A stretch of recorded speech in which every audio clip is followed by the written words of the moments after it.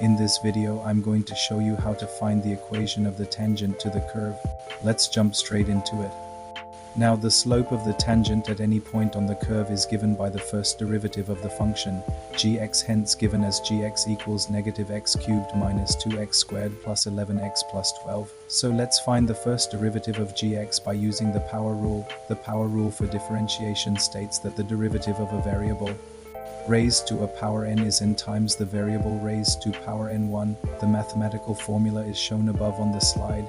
Using the power rule, the first derivative of negative x, first derivative of negative 2x squared will give us negative 4x, first derivative of 11x is 11 and first derivative of 12, a constant, is 0. Now, equation of the gradient will then give us negative 3x squared minus 4x plus 11.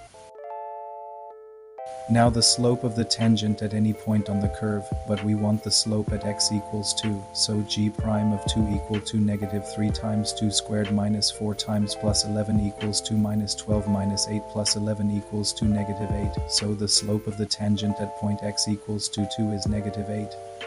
Now the next thing we need to do is to substitute the x-coordinate x equals 2 into the original function gx, and that will give us the y-coordinate of the point where the tangent touches the curve. So let's go ahead and do that now. So we have g2 is equal to 2 cubed 6 2 squared plus 9 2, so that's equal to 8 minus 24.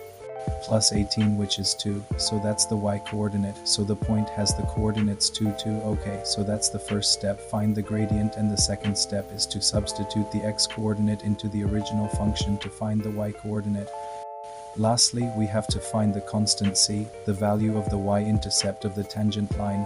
We already have the gradient of the tangent line given by the first derivative of the function gx, hence given as gx equals negative x cubed minus 2x squared plus 11x plus 12. So let's find the first derivative of gx by using the power rule from step 1, at which we found the gradient to be negative 8. We also have the coordinates of the point of tangency on the curve, whereby we substituted the x-coordinate into the original function gx, and that will be giving us the y-coordinate of the point where the tangent touches the curve. That means we can find the equation of the tangent line. Now the equation of a line is y equals 2mx plus c, where m is the gradient and c are the y-intercept or the constant. We know the gradient is minus 8 and the coordinates are 2 as the x-coordinates and 18 as the y-coordinate. We need to find the value of the constant c, the y-intercept of the tangent line.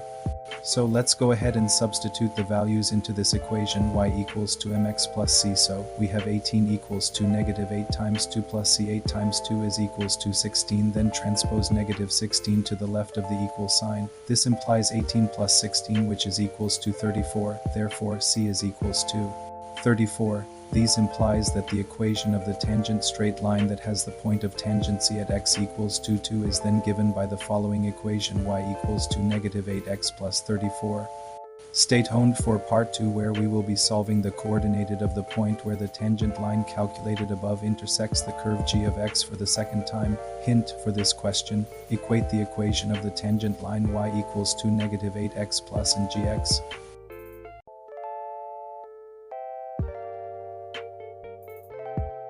I hope you found this video helpful. If you have any questions, please leave them in the comments below. Thank you.